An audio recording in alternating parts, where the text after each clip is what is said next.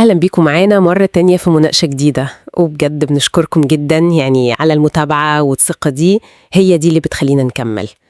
النهاردة بقى هنبص كده على شوية حاجات بتحصل حوالينا، خصوصا في عالم السوشيال ميديا والمشاهير دول. خناقة شهور والعالم بيتفرج، وفجأة دموع بقى بتاعت سحر وآلاء، وفرحة ولاد زياد، بالذات زياد ونيرة وهي بتحضن خالها محمد. والتحليل بيقول إن المشاعر دي ممكن تبان صادقة فعلا. صور صلح وعزومات ولمة. الموضوع قلب فجأة كده. طب ايه اللي حصل خلاهم يقلبوا الصفحة بالسرعة دي بعد كل الكلام اللي اتقال؟ هو فعلا التحول ده غريب وسريع، بالذات بعد حدة الخلاف اللي شفناها كلنا. وهل ده بجد طيب؟ صلح حقيقي ولا هدنة مؤقتة قدام الكاميرا وخلاص؟ خلينا نحاول نفهم. بالظبط، خلينا نشوف ايه اللي ورا الكواليس المعلنة دي. الصلح ده ممكن يكون أصلا استجابة لضغط المتابعين نفسهم، اللي هو خلاص زهقوا من المشاكل وعايزين يشوفوا حاجة تانية، محتوى نظيف زي ما بيقولوا. الجمهور هو اللي ضغط؟ ونشوف بقى مين كان ورا المصالحة دي وإيه الرسالة منها، وخصوصا دور الأخ الكبير محمود، دوره واضح قوي. نبدأ بنهال. اللايف بتاعها ده كان غريب قوي، كلامها عن شيطان دخل بينهم. تفتكر تقصد مين؟ نقطة الشيطان دي بصراحة لافتة للنظر فعلا. جدا. في ثقافتنا كده ساعات بنستخدم التعبير ده كغطى للخلافات عشان ما نلومش حد معين. كأنها حاجة خارجية؟ بالظبط. يمكن يكون تلميح إن في حد كان بيولعها بينهم، أو يمكن مجرد محاولة تبرير الموقف قدام الناس وخلاص. طب وموضوع إنها قالت هتقابل آلاء وهتصور فيديو، هل ده حصل فعلا؟ هو ده الأهم.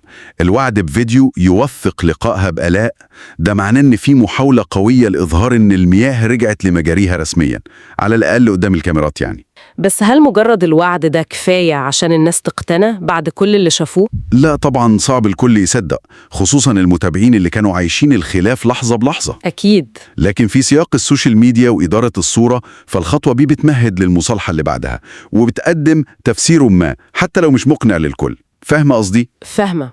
طيب نروح لمحمد وآلاء نفسهم، رجعوا مصر. أيوة. وشفنا الفيديو المؤثر قوي بتاع محمد ومامته بعد غياب سنة تقريبا، والاتنين بيبكوا حضن بقى وكده.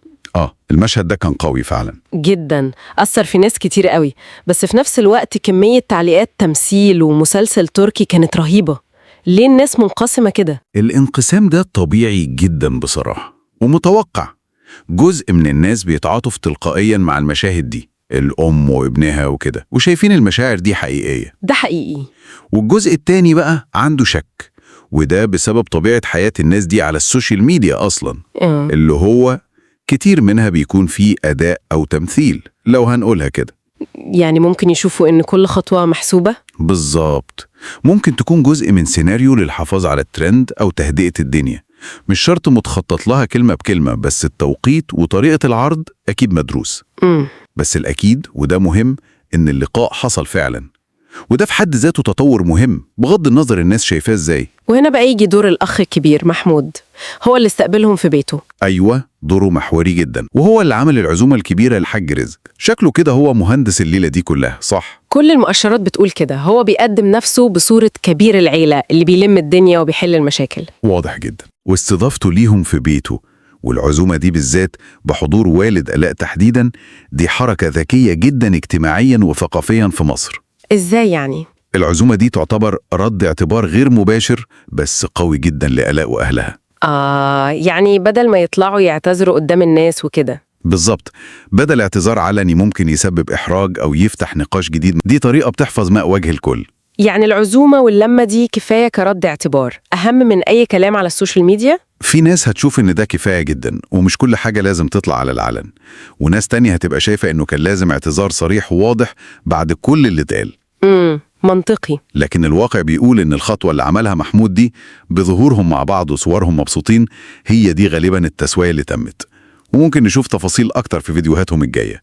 الأهم إنها خطوة لتهدئة الأجواء، خطوة ذكية فعلا عشان يحلوا الأزمة دي. بس هل ده معناه إن المشكلة نفسها اتحلت من جذورها، ولا دي مجرد تسوية شكلية وخلاص؟ ده السؤال المهم فعلا. الخطوات دي نجحت في تهدئة العاصفة الإعلامية ورسمت صورة إيجابية، لكن هل الخلافات العميقة نفسها اتعالجت؟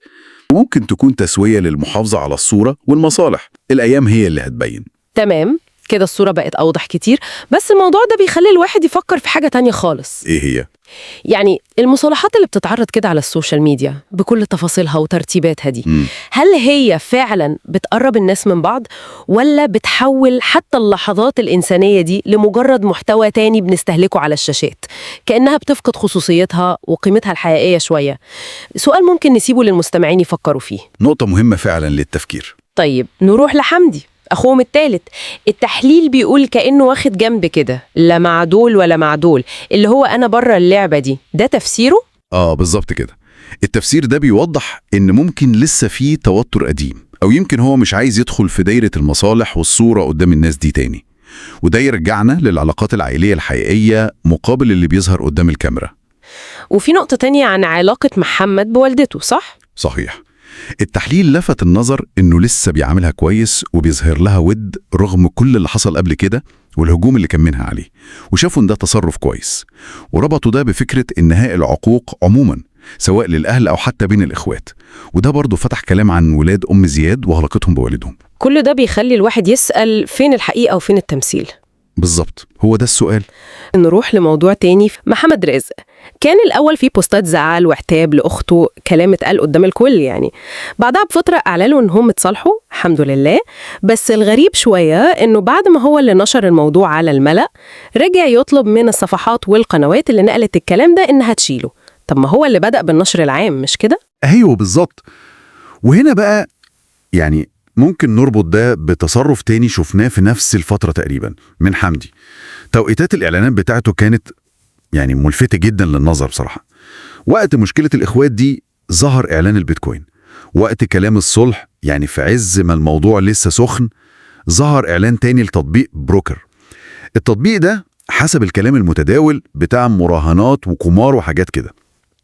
الأخطر بقى من ده كله إنه تروج له على إنه فيه حسابات إسلامية. طبعا ده كلام يعني خطير جدا. ده مش بس تضليل، ده ممكن تشوفه استغلال للناس وللدين كمان عشان يروجوا لحاجة خطر وممكن تضيع فلوس ناس كتير، خصوصا لو شباب صغير أو ناس مش فاهمة قوي. دي بقى ندخل في حتة المسؤولية الأخلاقية للمؤثرين. مسؤولية كبيرة قوي. لو التحليل السريع ده عجبكم وعايزين تشوفوا فيديوهات تانية زي دي، ما تنسوش تعملوا 3 حاجات مهمة جدا. أيوة، دعمكم مهم. أول حاجة، اشتركوا في القناة حالا لو لسه ما عملتوش. تاني حاجة، دوسوا على زرار اللايك عشان نعرف إن المحتوى عجبكم.